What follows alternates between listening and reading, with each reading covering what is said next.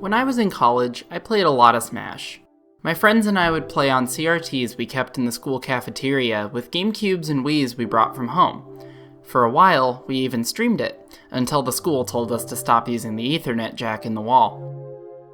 I had never taken Smash seriously before then, but for a good 2 years I considered myself a casual competitive player. I wanted to know everything I could about my mains and the games that we played, but I wasn't so dedicated to winning that I'd give up on my low-tier favorites.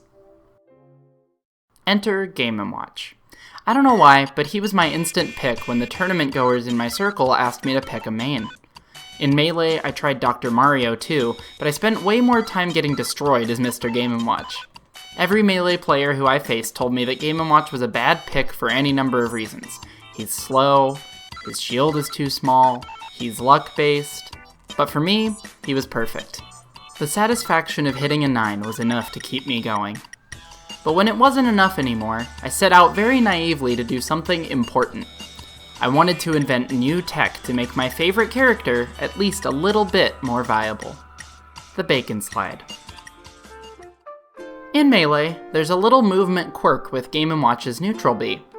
If you sprint, short hop, and then neutral B in the air, you'll sink into the ground before sliding forward along the ground for about the same distance as a Wavedash. It's not nearly as versatile as a Wavedash. You can't immediately move out of it, but it does keep the pan hitbox out in front of you as you slide, offering a pretty generous window in which your enemies can be knocked down and away by the fire. As someone who didn't want to put in the work to learn how to Wavedash, this Bacon Slide move was great. I'm not a frequent player at all anymore, hence the poor quality of my play in this video, but back in the day I could hit frame 1 or frame 2 Bacon Slides whenever I wanted. And that made me feel cool. So how does this trick work? In Melee, Mr. Game & Watch's neutral special stops his upward momentum and sends him floating downwards while conserving his horizontal momentum.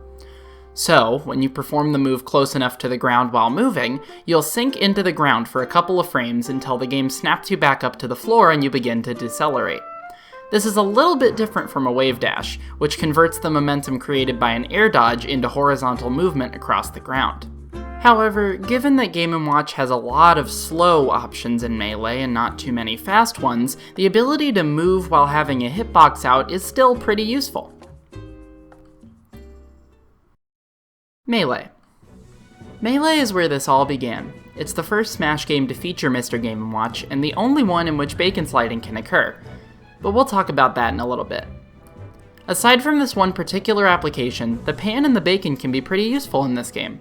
The bacon is a decent way to interrupt players off stage, although it can give them more time to think if you use it at the wrong moment. As far as the pan hitbox goes, it sends players out and down at about a 25 to 30 degree angle. It's useful in specific circumstances for sure, but not usually as effective as a down smash. There really isn't much to Game & Watch in this game. There are some examples of pro players using him in tournaments, but he's never going to be popular or high tier. Brawl. Oh, Brawl. The game that you play when you forgot your PMSD card at home. It was actually that exact scenario that got me to try out Game & Watch in Brawl for the first time since childhood, and I was pleasantly surprised. This game brings in several changes to the feel of Game & Watch while keeping his actual moveset mostly the same.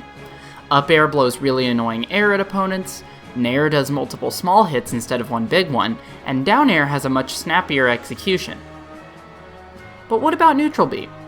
Well, like I said earlier, bacon sliding isn't possible outside of Melee. This is because using the pan doesn't halt upward momentum anymore, meaning that you can't come back to the ground unless you were already falling when you used it. So, if we want to use this move effectively, we have to get creative. We can't just do the bacon slide inputs and hope for the best. The pan becomes active too late and you'll just go right through people a lot of the time. You can, however, still hit hard with the pan hitbox. It's got that same 30 degree angle as before, and just like in Melee, the back of the hitbox will hit people backwards if they're inside you. These, combined with how easy it is to B-reverse, in the first game that B-reversing is possible, make the pan hitbox actually pretty decent for getting opponents off of you at medium to high percent. Also, because of the changes to Game & Watch's up special in this game, using the pan to edge guard from off stage actually makes sense. You can chase people pretty far out and hit them down with the pan, and then float gracefully back to the nearest platform. It's kinda beautiful. Just like my opinion of visiting a Denny's, the bacon is alright as well. It's now an assortment of breakfast foods, although I'm still going to call it bacon for the rest of the video, and it does the same damage and knockback as in Melee. It's still good for stopping aerial and offstage opponents, but otherwise not really noteworthy. Project M.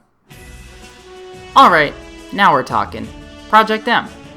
This was the game that I spent the most time playing with my friends in college, and also the first game to have both a competitive scene and a decent Game & Watch. Despite all the changes in PM that make Game & Watch better than in past entries, his neutral B is actually very similar to in vanilla Brawl. Doing the inputs for a bacon slide will actually work more often from my testing, but that's more due to the physics in Project M than it is the pan hitbox itself. Down smash comes out pretty quickly in this game though, so if you're on the ground there's almost no reason to use the pan as a physical attack on its own. But what about in the air? Well, if you and the opponent are both on stage, it still doesn't fare too well. PM is too fast for it to make sense as a normal attack, but it does knock people off the edge pretty well depending on their percent. As for offstage, it's even worse.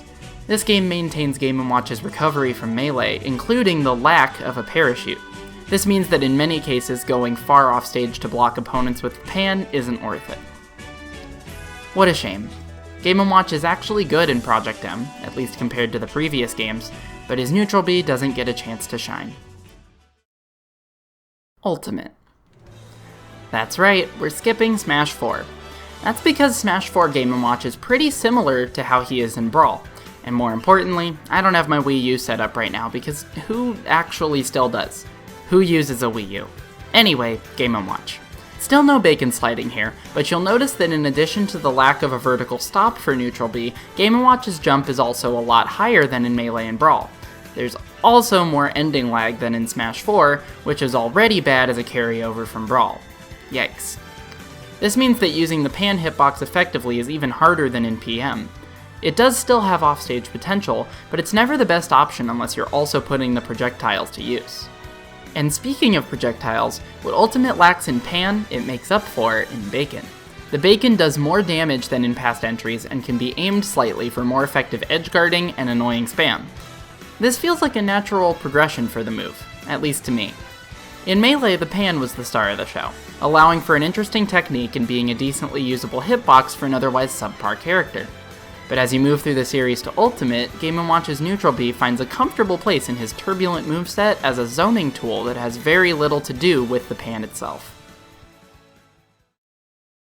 So that takes us to the end. If you've enjoyed this look at my favorite move in Smash, let me know with a like or down in the comments. I'm not looking to become a Smash YouTuber specifically, but if there's another move you'd like an in-depth look at, I'm open to suggestions. If I decided to use any footage from other people in this video, the credits for it will be up on the screen right now. Don't forget to subscribe and get notified of my upcoming videos and projects, and I'll see you guys next time.